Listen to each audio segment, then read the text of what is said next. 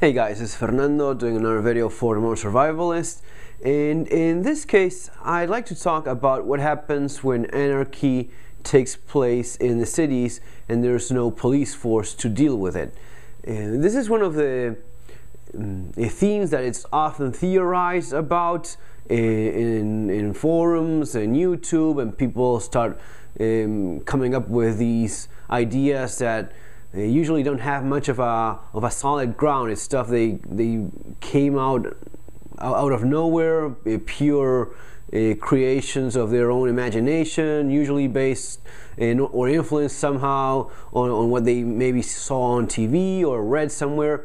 Now, I think it's a good exercise to actually see what happens when anarchy does break loose in different cities and there's no police actually doing their job. This actually happened, as always, Argentina, a good case study for this sort of things, giving the social political context. And if you've been watching my channel, as I hope you are lately, you know that last month, December 2013, there was quite a bit of a problem in Argentina because police forces in different provinces started going on strike and basically allowing a free-for-all rampage of crime as people saw fit. So it was actual widespread anarchy, widespread cops all over the country saying we're not doing our job anymore. It started in the province of Córdoba, then it spread to other places, other provinces. Basically, it ended up a couple of weeks almost of cops, because of being on strike, because of different struggles, just not doing their job and letting criminals run wild in different cities all over the country.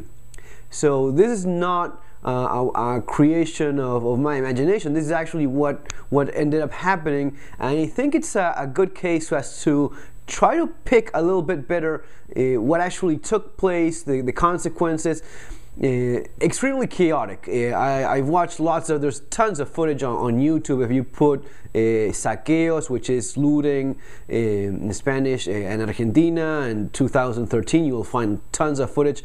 But to the actual cold numbers of what happened, officially 13 dead during those days. I think it lasted for a couple of weeks at the most, not beyond that, but it was a few days of real honest fear that people were, I mean, especially when it started in Córdoba, there were reports of the entire city going wild, neighbors having to organize so as to defend themselves.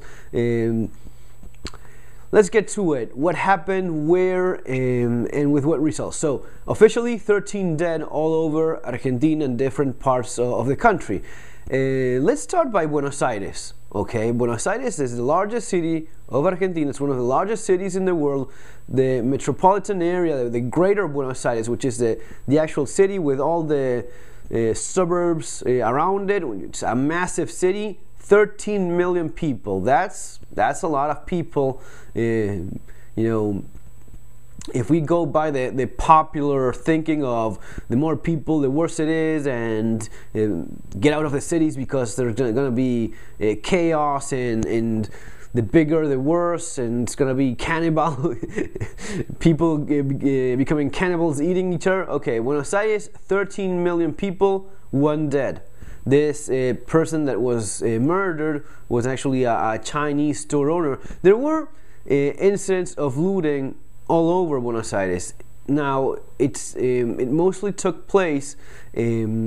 Looting was mostly targeted towards commercial stores. So it was mostly supermarket stores, even smaller stores, smaller grocery stores of the neighborhood of the town there. So those were usually the ones that were getting mostly targeted. So this happened quite widespread through the entire country, and it happened in Buenos Aires as well.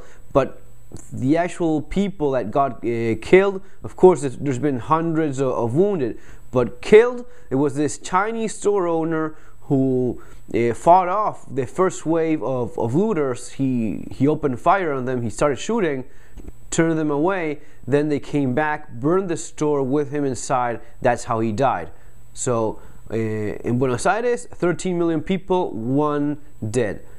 In Cordoba, where all this actually started, 1 dead as well.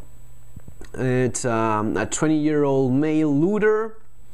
He was riding his motorcycle across a field after looting. He got shot in the back, killed.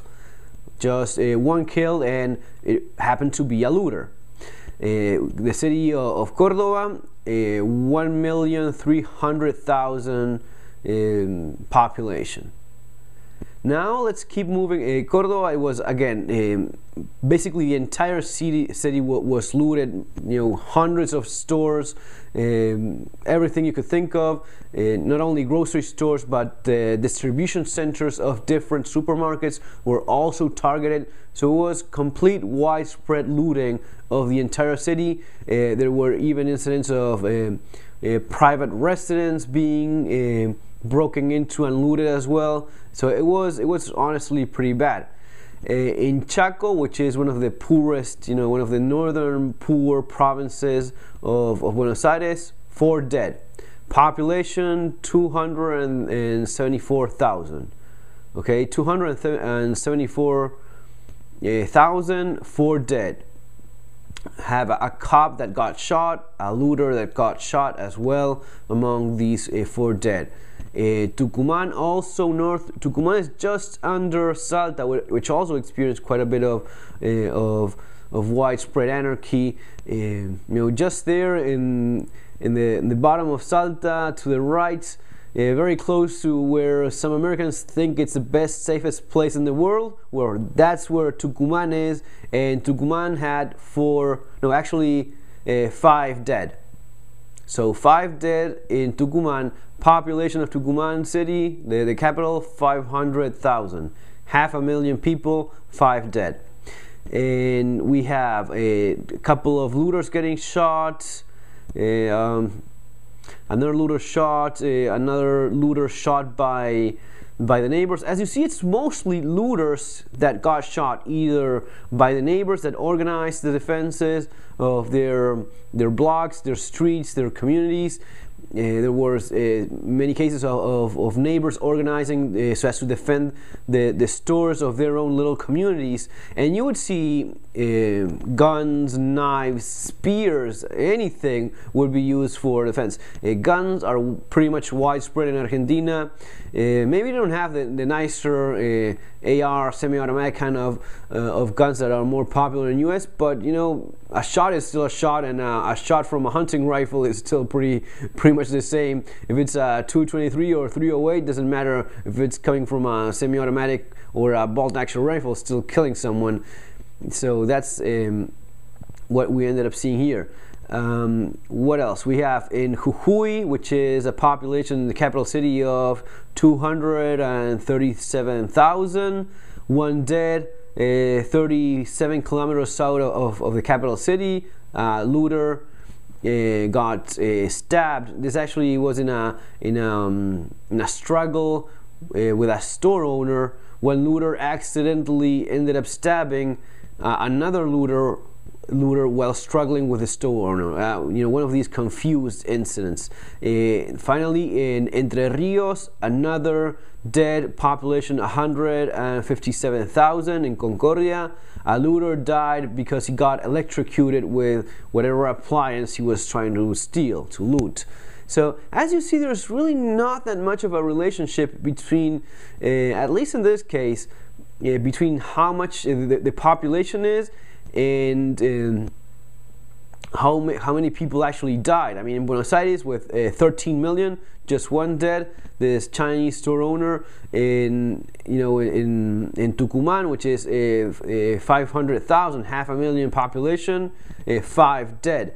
So it's it's pretty interesting to notice these things. Let's try to make a few conclusions. Most of all, it's the looters that ended up getting killed, which is good news.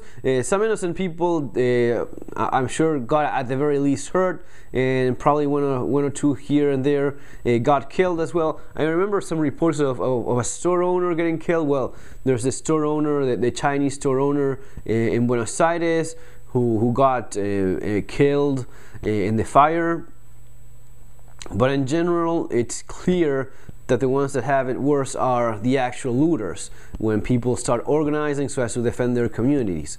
And just some things to notice. I think it's a good idea to bring it down to earth, and instead of fantasizing about, well, this is going to be happening this way, and that massive city over there is going to be burning down because it's such a huge place, so much people in there. It's not always the case. It depends a lot on the political interests. For example, in the downtown part of Buenos Aires, the capital district, it was one of the safest. There wasn't even much of a widespread looting in the capital district itself. More police, quickly enough, police were deployed so as to secure the more dangerous hotspots. This is something I did make reference to before, how a government, when things start getting bad, it focuses on defending the head, the brain, the center of operation. It's not only a center of operation politically, it's also the most visible face of the country, the capital of that country. So it's usually that the limbs are the ones being sacrificed so as to keep safe the center. When all this started, the governor of Córdoba asked for help, but he didn't get any because he wasn't a political ally of the government. Things to keep in mind so as to keep it real, guys. As always, take care, have a great day. Remember to subscribe, and see you on our next video.